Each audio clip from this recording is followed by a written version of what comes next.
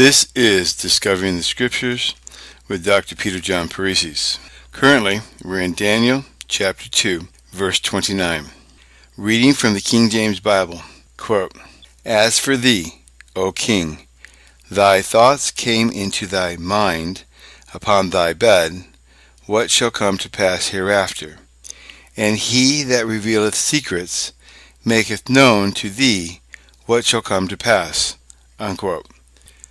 Now, let's read the Young's Literal Translation. Quote, "Thou, O king, thy thoughts on thy bed have come up concerning that which is to be after this, and the revealer of secrets hath caused thee to know that which is to be." Unquote. Now, let's read this in context so we don't translate this wrong and get the wrong ideas. The paragraph is Daniel 2:27 through Daniel 2:30. Reading from the King James Bible, quote, "Daniel answered in the presence of the king, and said, The secret which the king hath demanded cannot the wise men, the astrologers, the magicians, the soothsayers show unto the king? But there is a God in heaven that revealeth secrets, and maketh known to the king Nebuchadnezzar what shall be in the later days. Thy dream and the visions of thy head upon thy bed are these. As for thee, O king, thy thoughts came into thy mind upon thy bed, what shall come to pass hereafter? And he that revealeth secrets maketh known to thee what shall come to pass.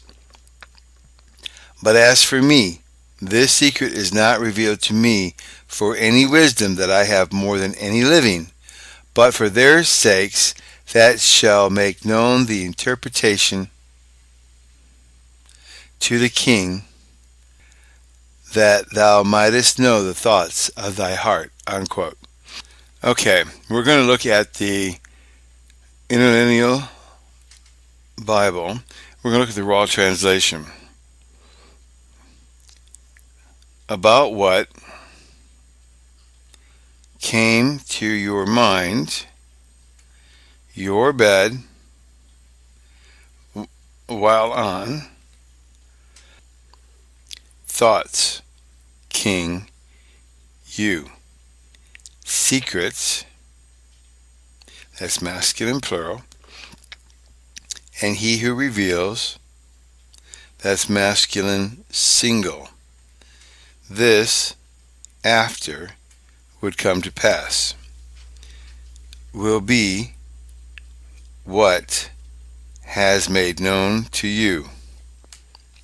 Now, that is the raw translation in the Interlineal Bible. Now, I do want you to notice that the Hebrew on this one is a conjunctive that is masculine singular, and a verb that's a qual participle for the Aramaic that is, and he who reveals. So God here is referred to in a male term, and secrets is in plural, masculine plural. Now let's go ahead and parse out this verse. First, I looked at the verse to see if Daniel has used any of these phrases throughout his writing that's going to give us any understanding. The only thing that is here is strictly the parsing. These are not unique enough to give us anything fantastic while he's writing Aramaic. So let's go ahead and go through this. As for thee, O king, thy thoughts came. Now let's go ahead and parse out this came and see what we have here. This is written PL stem, so it's casual, and it's a perfect aspect, which expresses a completed action. Came into thy mind upon thy bed, what shall come to pass? Now let's parse out shall come to pass. It's a PL stem, and it's an imperfect aspect, so it's casual, and it's incomplete. Continuing, hereafter, what he that revealeth. Now let's parse out he that revealeth. It's a PL stem, which means it's casual, and it's an active participle. So basically you can put to be in front of it. Continuing, secrets maketh known. Let's parse that out. APL stem, perfect aspect. And what that means is that it's a causative conjunction, is what the APL stem means.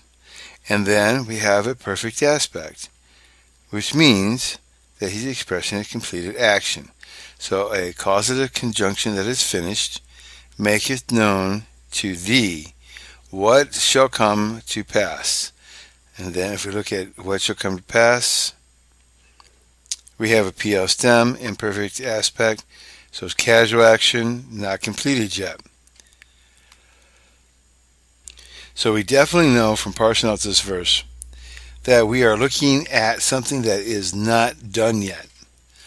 God is not talking about the past. He's not talking about today. He's talking about the future.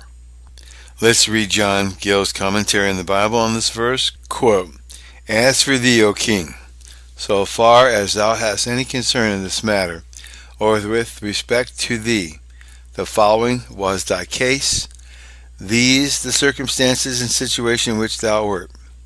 Thy thoughts came into thy mind upon thy bed, what should come to pass hereafter, as he lay on his bed, either sleeping or waking, very probably the latter.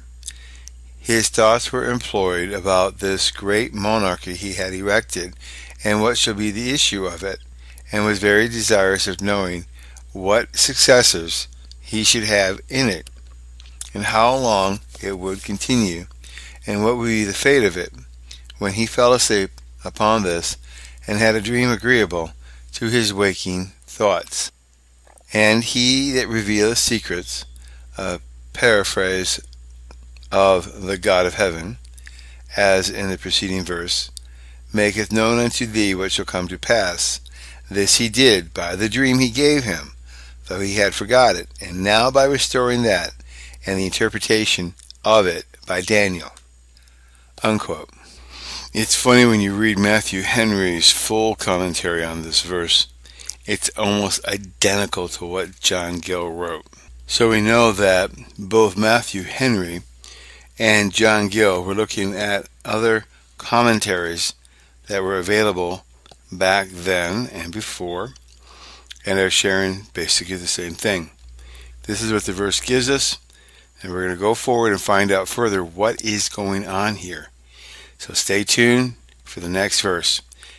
And please remember to continue praying that the Holy Spirit will give you wisdom and knowledge while you study the Scriptures. And please tell others about discovering the Scriptures as we proceed to bring the entire Bible, verse by verse, as in first audio commentary, in full, to the world. Thank you, and may God bless you.